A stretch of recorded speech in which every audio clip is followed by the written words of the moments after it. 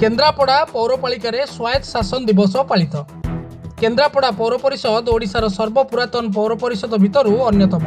एही केन्द्रापड़ा पौरपालिका पक्षरु निखिल भारत स्वायत्त शासन दिवस 2024 पालित हो जाइछि।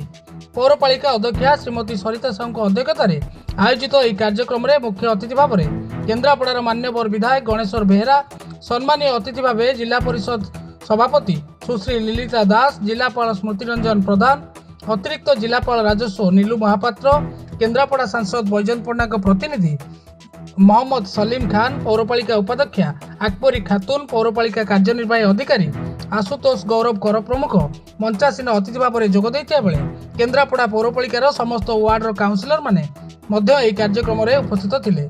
आज जो स्वायत्त शासन दिवस पालन होउची सेथिपई जो मानकर अवदान रही जो एक माने ताकू विकेंद्रीकरण करने शासन टी सेमानकर जो तल स्तर रे जो आम पंचायत स्तर रे हो कि आमर सहरांचल स्तर रे हो जो ग्रामांचल स्तर रे त्रिस्तरीय पंचायती राज सिस्टम करा जाइछि एवं सहरांचल मध्य आमर जो तीन भाग में विभक्त करा जाइछि से जो उद्देश्य लक्ष्य उद्देश्य नहीं कि जो माने करा जाइथिला लोकंकर समस्यार समाधान पाई से उद्देश्य सफल हेउ एवं सफल हेइका मध्य चलीछि एवं आमर समस्तंकर सचेतन नागरिक हिसाब रे लोक प्रतिनिधि हिसाब रे एवं आमर जो माने रहिचंदी सरकारी कर्मचारी सेमानक समस्तंकर सहयोगिता एवं सहभागिता रे आम अंचल आम राज्य तथा आम देशर किपरि उन्नति हबो एवं प्रगति हबो सेति पई मु समस्तंकर निकट रे एइटा ही अनुरोध करूची। वार्ता को लोकों पाखे पहुँचाई मुझे आपन को ये कही रखा चाहूँगी मान्यवर सांसद केन्द्रापड़ा सबुबले जो अवदान रही आसी विगत दिन मानक आपने जानते जमी हरिदासपुर पारादीप रेलवे लाइन कथा कहतु आप सबुठू एमपी लाइट सबुठ बड़ ऑडिटोरियम कथा कहतु मिनी स्टेडियम कथा कहतु आप पानी टंकी कथा कहतु एमती अनेक डेवलपमेंट वर्क से समय कर आशा से आग को ये कम जारी रखिए यही वार्ता देवाई केन्द्रापड़ावासी पाखु मते प्रतिनिधि भाव में ये पठा जाइतला। एही दिवस पालन अवसर में प्रथम समस्त अतिथि द्वारा प्रदीप प्रज्वलन हेबा परे जातीय संगीत गान करा जाइतिला। परे केन्द्रापड़ा पौरपालिका तरफरु वार्षिक विवरणी पाठ करा जाइतिला। एही दिवस पालनर उद्देश्य और लक्ष्य विषय उपस्थित अतिथि माने मत व्यक्त करथिले।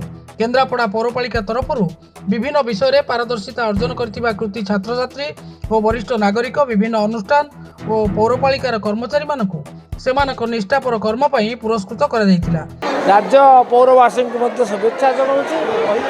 ये पौर दिवस आज बेस सफलतार सहित केन्द्रापड़ा म्युनिसिपालिटी पालित हो जाइए एवं आज जोड़े प्रकल्पर शुभ उद्घाटन करा जाइए। गोटे मार्केट कम्प्लेक्स एवं आउ गोटे माने सुदृश्य अट्टालिका फकीराबाद रे गोटे दिलारपुर रे गोटे जोड़ी उद्घाटन होती आउ दुईटर गोटे बहुमुखी घर जोटा गोपरे तार शिलान्यास करा जाइए आमर पुराना बस स्टाण्ड ठारे आउ गोटे दुकान घर शिलान्यास करा जाइए। आम समस्त लक्ष्य पौरवासी को सर्वोत्कृष्ट सेवा मौलिक सेवा एवं एपाई म्युनिसिपालिटी कर्तृपक्ष धन्यवाद दूसरी अध्यक्षा और उपाध्यक्षा समस्त काउंसिल बंधु मानू आज म्युनिसिपालिटी तरफर 3 जन को नागरिक संबर्धना दि जाए।